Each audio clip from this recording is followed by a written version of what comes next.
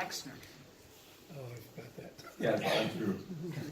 Sorry about that. I'm also a student now, so getting into my uniform is another opportunity that I have every day, and thank you for that. Almost forgot that I'm a soldier. It's great to see familiar faces here and be here. I have my family here with me. My wife Maurice is there. Hello.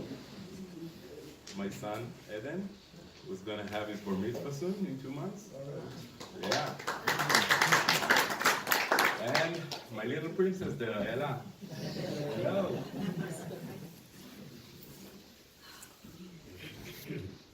In 1976, a Jewish family from a Soviet republic of 2 parents and a young daughter decided to make Aliyah. They decided to leave everything they know, everybody they know, and immigrate into the unknown, to a new country, for the only reason of living in a Jewish state. A year later, they gave birth to 2 twin brothers. Happens to be, I'm one of them. How many of you here have kids, children? Yeah. So you must know that every child is born with a unique signature, a unique character, and probably also with a unique mission in life. And it is our duty as parents to help them find that path, help them understand and realize what is that mission that they have to accomplish during their life, and also equip them with the right toolbox to fulfill that mission. You see, but my parents, being undereducated in a new country, barely speaking the language, had no knowledge how to guide us and give us the right advice. But, however, they did equip us with our toolbox. It was a toolbox of values, in particular 3. The first, keep the tradition of the Jewish people. Second, study and work hard. And last, love your family. That's it. So with this toolbox, I set out on my journey in life. And if you asked me 23 years ago when I joined the Army, or you told me that I'm going to be here in 2019, standing and speaking in the United States in front of this lovely audience on uniform, as a student at Harvard, as a member of the Western Fellow from Israel, I'd probably respond with a great laugh. But there it is. I'm here.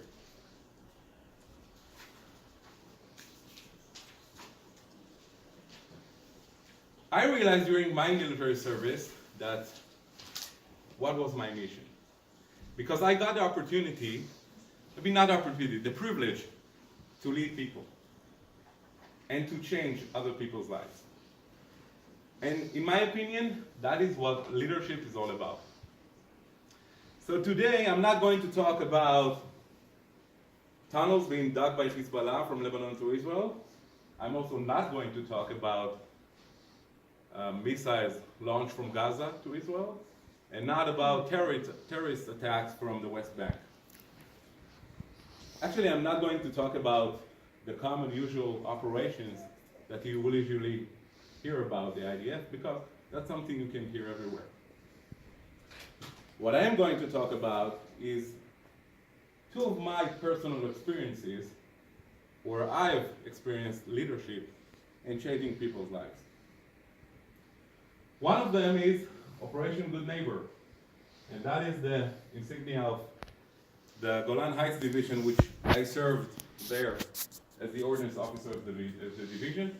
It's a new division that had been established in 2011, actually a year later, because of the Syrian civil war.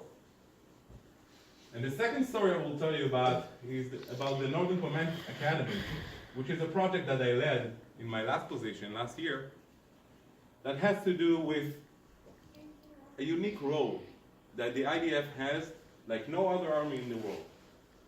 And that's educating soldiers, NCOs, and officers to become better citizens in the country. And we'll see how that goes. Ben-Gurion said, the state of Israel will be tested not on wealth, neither in the army, nor in the technique, but it's in a moral image and human values. It is not enough for a commander to know his work, he must also love humanity. In 2011, a civil war broke in Syria, causing millions of Syrians, refugees, to lose their homes. About 500,000 people losing their lives, and millions more losing their hope. You see, for almost 15 years, I've been trained to be ready to fight against Syrian army. I served most of my life in the Golan Heights. And I knew the name of every mountain in the Syrian Golan Heights. And we knew the doctrine. We knew to recognize every weapon system they have. We knew everything about the Syrian army. But the reality was changing. You see, one day, like in many Arab countries in that time, the people in Syria decided that they will not tolerate the dictatorship of the regime anymore. And they upraised. And what Assad do, the president? He responded with great brutality. He killed everyone who opposed him, not discriminating between children, women, men. It didn't matter to him. On one occasion, he even used chemical weapons to attack his own people. And I would like to tell you what reality the Syrians were facing those times. You see, it was not only they were facing injuries and casualties from war. All the public services of the government were shut down. No education, no health, no running water, no electricity, no gas, no oil. To be even more specific, 40% of the monthly income of a Syrian family would go only to water, on water. 40%. Now, think about it. If you have to spend 40% of your income to water, on water, would you shower every day? No. What would you do with the water that you did use? You spill it away or use it again? Right. I remember once I calculated how much it is to buy 1 pound of chicken if you were a Syrian. It was equivalent to something like 20 or 25% of their monthly income. Obviously, they didn't have any meat to eat, right?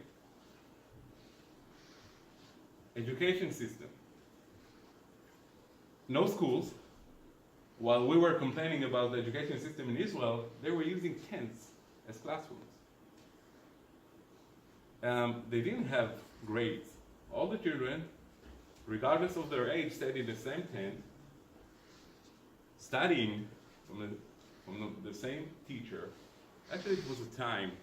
It was only for them not to be on the streets and facing other insurgents there.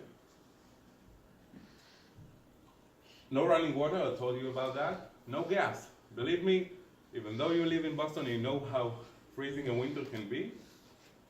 Golan Heights in the winter is also freezing, especially in nights. And you don't have electricity, you don't have gas, you don't have oil. How do you heat yourself? And let's say that you are fortunate, that you had a generator to light up your house. You would never do that. Why would you think that if you had the generator and you had the gas, you wouldn't light up your house? Target. Exactly. You were the only one in the village to have that. And if you are the only one, you are obvious immediate target for everyone. So that was the reality for Syrian people. And from 2013, actually in early 2000, it was February, 7 wounded people from the fighting arrived to the fence and asked the Israeli military to get some medical support. And we did provide it. And for about 2 or 3 years, that's all we did. We even established a field hospital in the northern part of the Syrian-Israeli border, and we treated thousands of injured and wounded people there in the hospital. But when the fighting increased, that wasn't enough. So we started moving people into hospitals into Israel. The hospital in Sfat, in Nahariya, in Haifa. Almost every day, the average was that we had 50 to 60 casualties in Israeli hospitals. Once they were treated, of course, hopefully they stayed alive. They were, after healing, they were brought back to Syria. Exactly 3 years ago, I went to one of those nightly operations, getting those casualties from the fighting.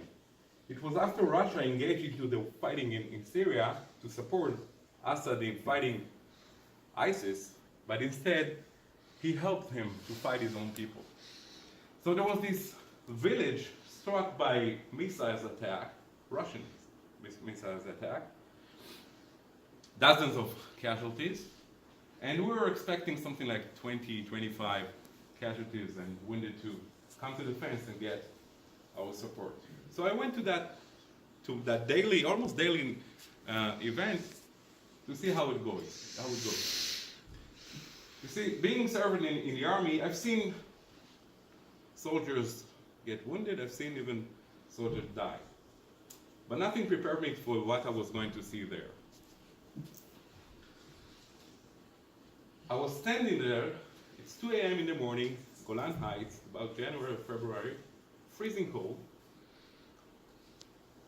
There was those people coming in, and I was staring at a Syrian father sitting in one of our ambulances, while he's sitting there watching our medical teams trying to save his 7-year-old son, who was injured by those missiles attack. His son lost his leg. He had a head injury. I will never forget the helplessness look on his face. Because my immediate feeling or thoughts, I was thinking about my son, Eden, who was 9 there. And I could not imagine something like that happening to him. And I said to myself, well, it's amazing. It's only like a few miles from here. It's not even a mile. How can that be? And that difference made something to us.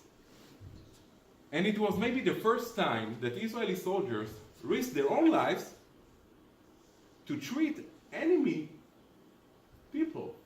Think about it. They're not risking themselves to defend their own people.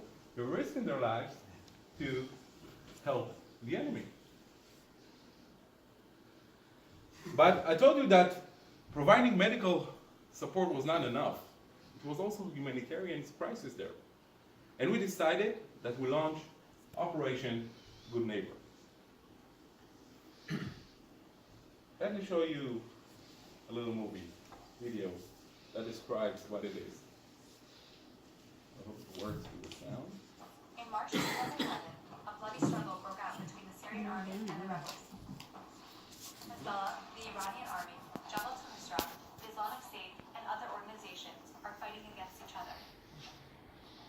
In this intense struggle, everyone has his own agenda. To date, nearly 500,000 Syrian civilians have been killed in the fighting. Many Syrian civilians have found themselves living in the middle of the violence, though they aren't involved at all in the battle. These Syrians are like our neighbors. Some of them have lived in the area since long before the fighting began, while others are displaced persons who have arrived from deep in the Golan Heights as a result of the fighting. Nearly 400 families live in tents near the border with Israel. The reality is very complex. In the Golan Heights, there are only 3 hospitals and fewer than 10 medical clinics. There's a serious shortage of medical supplies. Additionally, the education system hasn't been able to provide the Syrian children with a formal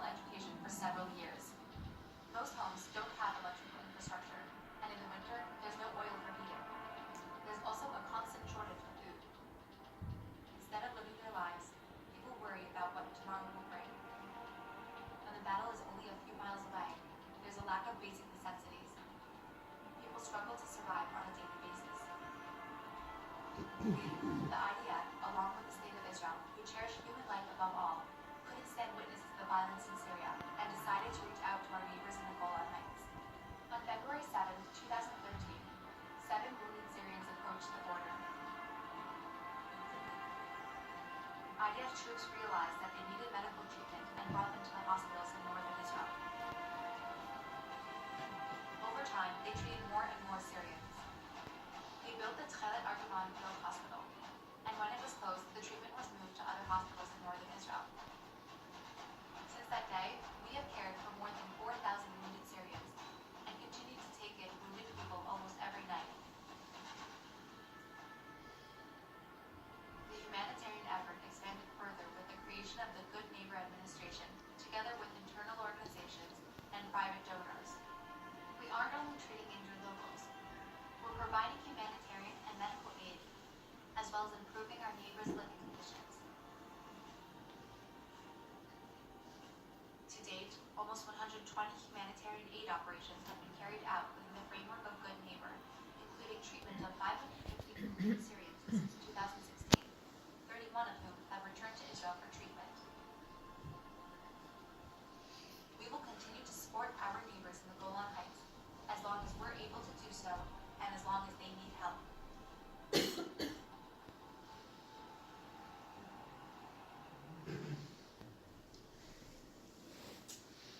See, as soldiers, we are trained to fight. We're not trained to give humanitarian aid. And on our first operation, it was about May 2016, we didn't really had the means to provide that humanitarian aid. So we started to improvise. We started with one officer alone, my friend, Eyal, who was the commander of that administration. And after it grew up, we got money from the government. 10 million became 20 million for a year. And we bought food, we bought diapers, we bought sugar and flour. But you know, it was a slow process because even though they were in stress, they would not accept the support very easily. Because they were going to think about the Israelis as demons. Having Israeli soldiers helping, it's inconceivable. How would you go back to your village and say, I was treated by the Israelis? They conquered our land, the Golan Heights. It's ours, it's Syrian. And you know, it wasn't easy, and especially it wasn't easy for them to get, they were okay with getting fuel, they were okay with getting maybe water and generators, but they were not okay with getting flour and bread. And you know, those little things that make the difference. We did not pack the sugar and the flour in different packages. It was written in Hebrew there, Sukar, Kemach. And we thought, how would we give someone there something that has Hebrew letters on it? But we didn't change it. What was funny is that we provided a lot of pasta, so that's easy to give. And after 3 weeks, we provided pasta. They came back and said, listen, we're very grateful for the pasta, but it's really hard. How do you eat that?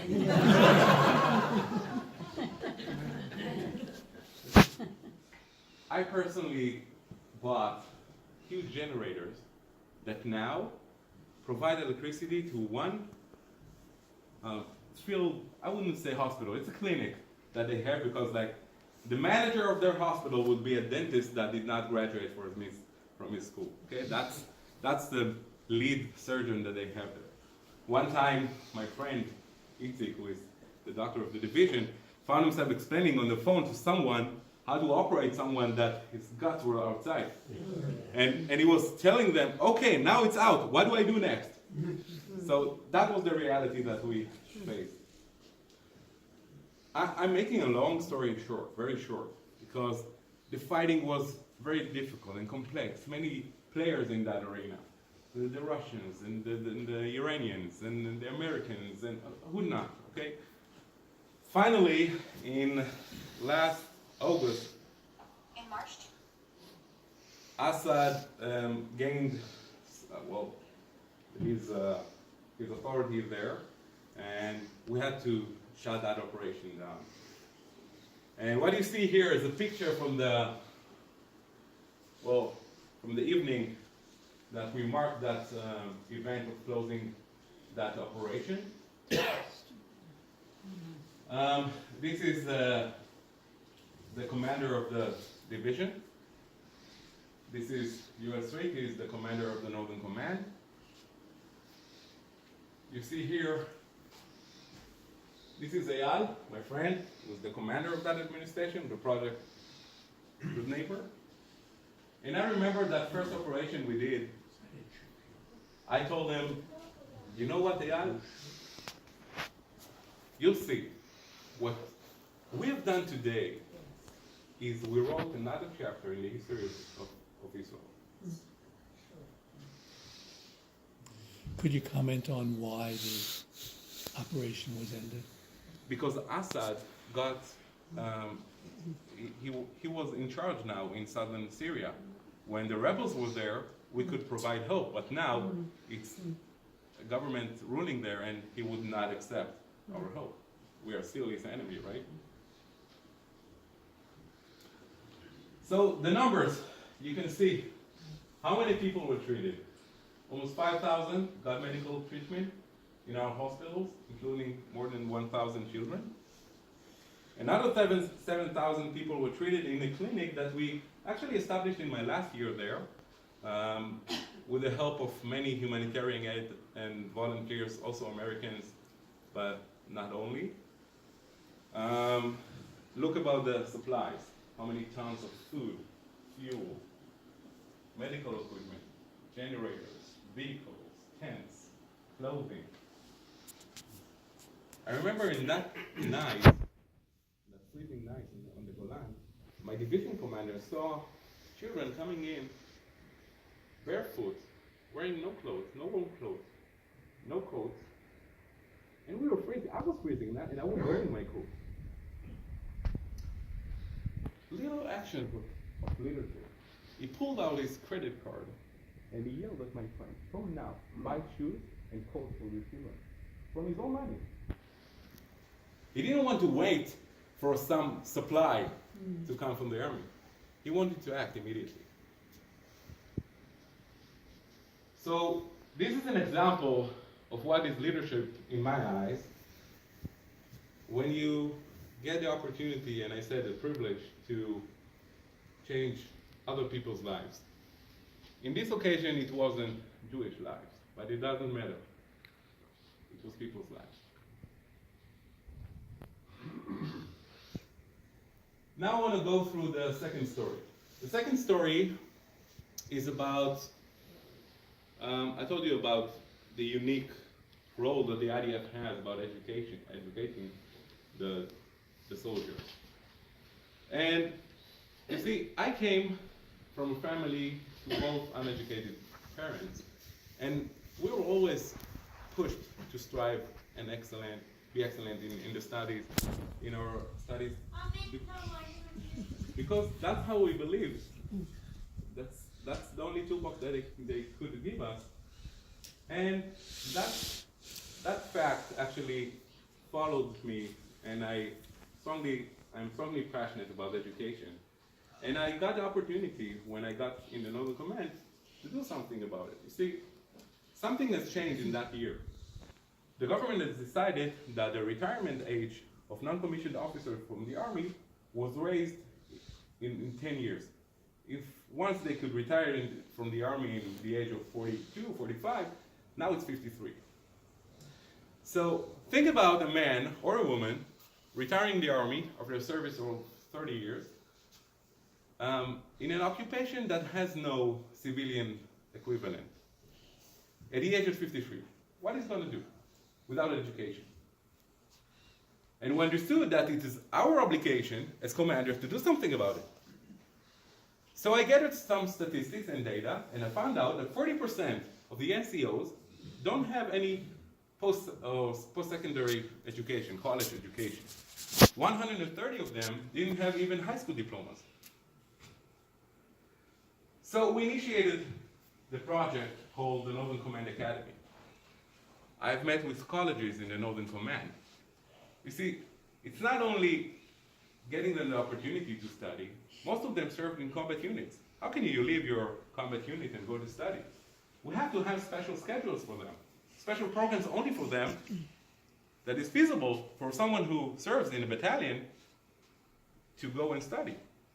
And also it has to be, attractive for them. They would not find attractive a program that you can get, a practical engineering degree in 7 years. Because they have to sacrifice all their Fridays to study. Think about it. They only go home once a week, maybe not at all, and on weekends. So they will sacrifice the only weekend they have for 7 years? No way.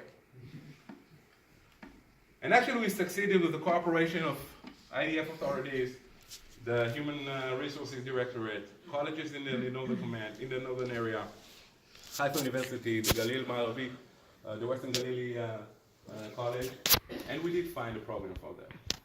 But then we understood that not only they wanted to have higher education, most of those who already had education, they wanted to get something else. They wanted to be enriched. They wanted to get courses to be, salesmen and tour guides and, photography. So we provided that also. And I was already here when they initiated the program. And you can see here, this is the same Northern Commander, Yoel, in the ceremony of initiating that program. 120 NCOs started their studies, and they study there now. This is my commander, Asher, who we work together on that project. I'm very proud of it because that's something I led. And if that program is to continue, the results will be these. In 3 years, there will be no NCO that doesn't have a high school diploma. In 7 years, 85% of them will have higher education. And I want you to think only the effect that this program has. It's not only about the individual, it's not only making them good soldiers. Because if you are a father, going back to your family and talking to your children from the point of leading by example, there's no way your children can say, hey, we're not going to college, we don't want to study. If I, as a father, did it, of course you will do it. So I believe that will have a ripple effect, not only on soldiers, their families, also on communities, and finally, the whole Israeli society. Because you see, Israel is a small country, and its strength comes not from size, it's from quality. And we need educated people, state-of-the-art technology, startup nation, and good leaders to maintain strong Israel. So that was the second example of what I think leadership is about. And I could not finish my talk today without acknowledging that today is the International Holocaust Remembrance Day. And, in 2018, you read here, 13 Jews were murdered in 3 anti-Semitic attacks. The massacre in Pittsburgh, which we all know, the murder of a Holocaust survivor in Paris, and 1 Jewish student in California. And that is a lot. Actually, that is the highest number since '94, when the Buenos Aires terrorist attack happened there in the Jewish community building with a bombing car. And the message that I want to have here today about that is that the world is getting more extreme, more racist. And And the only way to fight that is by spreading the light and not fighting darkness. And I hope that my message here today, as an IDF officer, as an Israeli citizen, as a Jew, will inspire some of you to spread that light. Thank you.